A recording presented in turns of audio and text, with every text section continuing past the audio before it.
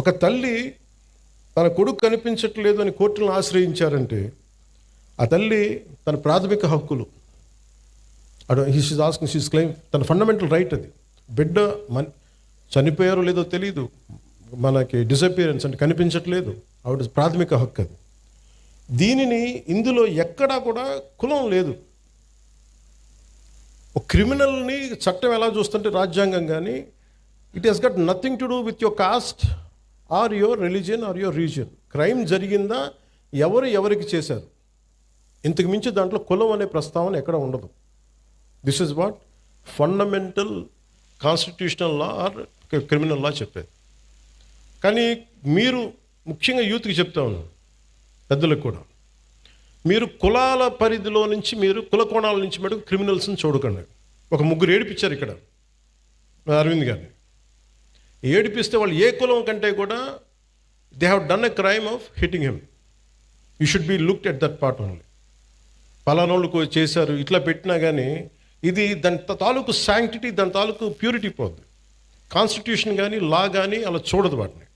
అందుకని ఇలాంటి అంటే మిమ్మల్ని అందరినీ ఎదురుగా పెట్టుకొని మన నేతలందరికీ కూడా చెప్తున్నాను, మీ భావం తెలియజేస్తున్నాను. ఎవరైనా సరే కాస్ట్ క్రిమినల్కి కులం ఉండదు సార్. తప్పు చేసేవాడికి, మానభంగం చేసేవాడికి వాడి కులం ఎందుకు ఉంటుంది? వాడి దగ్గర క్రిమినల్ యాక్టే ఉంది. అలాంటి నీచుడికి, అలాంటి నీచుల్ని మనం వెనకేసుకొస్తే that is showing that particular persons nature. Criminal gangs తోటి ప్రభుత్వాల్ని నడుపుదాం, భయభ్రాంతుల్ని చేసి అధికారుల్ని గుప్పిట్లో పెట్టుకుందాం, లేదంటే మా దగ్గర క్రిమినల్ గ్యాంగ్స్ ఉన్నాయి, భవిష్యత్తులో మిమ్మల్ని ఆడుకుంటాం, భయభ్రాంతులను చేస్తే ఇలాంటి ఎందుకు వీళ్ళు తలపైకెక్కి ఆడతారంటే బలం వాళ్ళది కాదు, మనందరి కలెక్టివ్, మన బలహీనత అది. నేను ఈరోజు ఎందుకు వచ్చానంటే ఇది ఒక 3 months బ్యాక్ చెప్పాను ఎస్పీ గారికి, ఐ వాంట్ ఇంటరాక్ట్, ఒక సివిల్ మన సిటిజన్స్ మీటింగ్ పెట్టండి, నేను వస్తాను ఇక్కడ కూర్చోబెట్టి, because I want empower citizens. నా పార్టీని ఎంపవర్ చేయొచ్చు.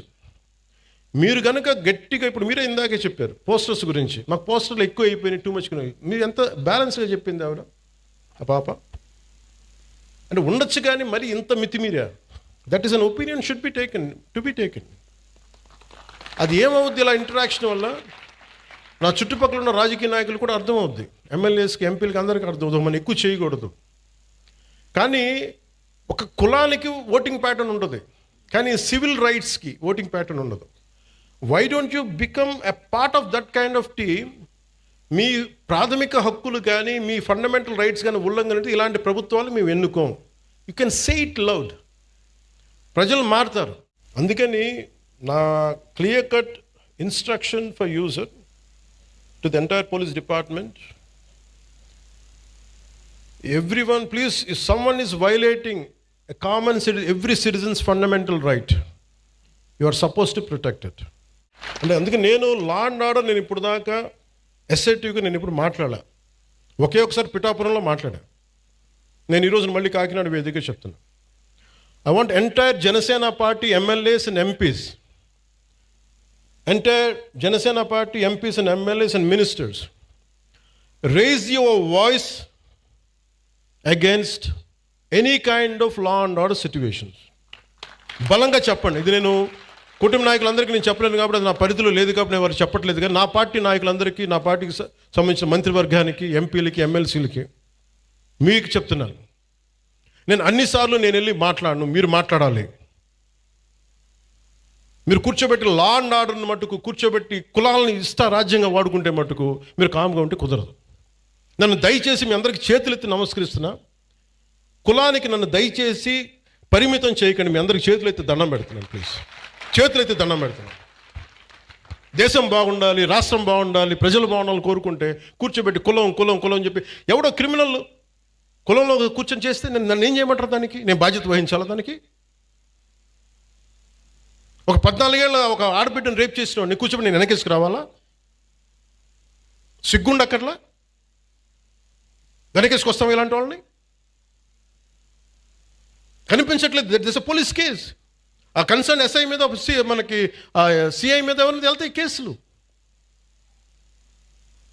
ఇలా మాట్లాడాలంటే ఆ చంపిన సదరు వ్యక్తులు కూడా అదే కులం వ్యక్తులను ఆడబిడ్డలను పాడు చేశారు వీళ్ళు. అవి కూడా మాట్లాడాలి కదా. ఎమ్మెల్సీ అనంతబాబు కూర్చోబెట్టి అతను కాపు కొలుస్తాడంట. అతను ఒక దళిత డ్రైవర్ని చంపేశాడు. ఎంత గొప్పగా డిక్కీలో పెట్టి ఇంట్లో అప్పచెప్పి వచ్చాడు. దాని గురించి ఎవరు మాట్లాడరు. అప్పుడు కులాలు రావు. ఒక రౌడీ ఎలిమెంట్ చచ్చిపోతే దానికి నన్ను లాగుతాడు. ఇంతమంది ఎమ్మెల్యేలు, ఇంతమంది ఎంపీలు ఉన్నారు, మీరు ఎవరు నోరు తెరవకపోతే నేను ఏం చేయను చెప్పండి మీ అందరికీ? నేను రానా రోజు? ఏం చేస్తున్నారు మీరందరూ? ఇబ్బందిగా ఉంటుంది నాకు. కాదు, నిజంగా మీరు లోపల నుంచి నమ్మాలి. రోడ్ల మీదకి వచ్చారు ఈరోజు జనం. 150 మనకి 100 సీట్లు వచ్చి 164 సీట్లు వచ్చినాయి అంటే యువత రోడ్ల మీదకి వచ్చారు. ఒక్కొక్కరు ఎదుర్కొన్నారు వాళ్ళు. మీకు పౌరుషం లేకపోతే ఎట్లా? దయచేసి ఈ మాట అంటే ఆ కులం ఓట్లు పోతాయేమో, ఈ మాట అంటే ఆ కాపులు ఓట్లు పోతాయండి. ఎలా పోతాయండి కాపులు ఓట్లు? అంటే అలా కాదు. ఇప్పుడు కూర్చోబెట్టి ఎమ్మెల్సీ అనంతబాబు అనేవాడు కూర్చోబెట్టి మర్డర్ చేస్తే అది కాపులందరికీ చెడ్డ పేరా? మీరు చెప్పండి. మరి ఇలా కూర్చోబెట్టి ప్రతిదానికేనా అర్థం పర్థం లేకుండా కులం పట్టుకొస్తాడా? ఈ ఆంధ్రప్రదేశ్ కులం దరిద్రం వదిలితే తప్ప ఆంధ్రప్రదేశ్ బాగుపడదు. ఎంతకాలం పిల్లలు ఇక్కడ ఏమడుగుతున్నారు? భవిష్యత్తు అడుగుతున్నారు. మాకు ఉద్యోగాలు కావాలి, ఉపాధి అవకాశాలు కావాలంటే అవన్నీ ఆలోచించడం వదిలేశారు. ఆ కులం ఎందుకు ఓట్లు పోతాయి? ఏ కులపు ఓట్లను ఎందుకు పోతాయి? మీరు సవ్యంగా పనిచేస్తే మనందరం ఓట్లు ఎందుకు పోతాయి? భవిష్యత్తులో నేను మీకు చెప్తున్నాను ఈరోజు నా మాట చాలా శ్రద్ధగా వినండి. ప్రతి వైసీపీ గుండాగడికి చెప్తున్నాను ఈ మాట, ఆన్ కెమెరా చెప్తున్నా. ప్రతి వైసీపీ గుండాకే చెప్తున్నా, మీరు కనుక మా ఇష్టారాజ్యంగా చేస్తాం, భవిష్యత్తులో మేము వస్తాం, మా ప్రభుత్వం వస్తుంది, నేను చెప్తున్నా. For example, for an argument sake, మీ ప్రభుత్వమే వచ్చింది అనుకుందాం, తొక్కి నారా తీస్తాను. మీకు చెప్తాను, గుర్తుపెట్టు. ప్రభుత్వాలు రావడాలు పోవటాలు ప్రజల చేతుల్లో నిర్ణయం ఉంటుంది తప్ప వచ్చినప్పుడు భయపడిపోయి, ఇప్పుడు మీకు చెప్తున్నా కదా 3 సంవత్సరాలు ఉంది, 3 సంవత్సరాల్లో మీకు స్ట్రింజెంట్ యాక్షన్ నేను చూపిస్తాను. మీకు గుర్తుపెట్టుకోండి. మీరు మాట్లాడండి. నేను ఇప్పుడు దాకా మాట్లాడలా. లా అండ్ ఆర్డర్ నాది కాదు అని చెప్పి కాము కూర్చున్నా. నా అభిప్రాయాలు కూడా సీఎం గారికి నేను చెప్పను. డైరెక్ట్గా నా అభిప్రాయాలు నేను ప్రజలతోనే చెప్తాను. నేను సీఎం గారికి కూడా చెప్పను. ఇంకా మా నాయకులు కూడా నాకు చెప్తే వీళ్ళు ఎంత మొహాటసులో నాకు తెలియదు, ఎంత చెప్తారో నాకు తెలియదు. నా డైలాగ్ ఒకటే అమ్మా, నా డైలాగ్ ఒకటే, నా కమ్యూనికేషన్ ఒకటే. నాకు నా ప్రజలకి తప్ప నేను ఎవరితో మాట్లాడు, దీనికి సంబంధించి మీతోనే మాట్లాడు. అందుకని మీరు పోలీస్ అధికారులు కూడా చెప్తున్నారు, భవిష్యత్తులో ఒకవేళ వైసీపీ వస్తే అందుకని మనం జాగ్రత్తగా ఉండాలి.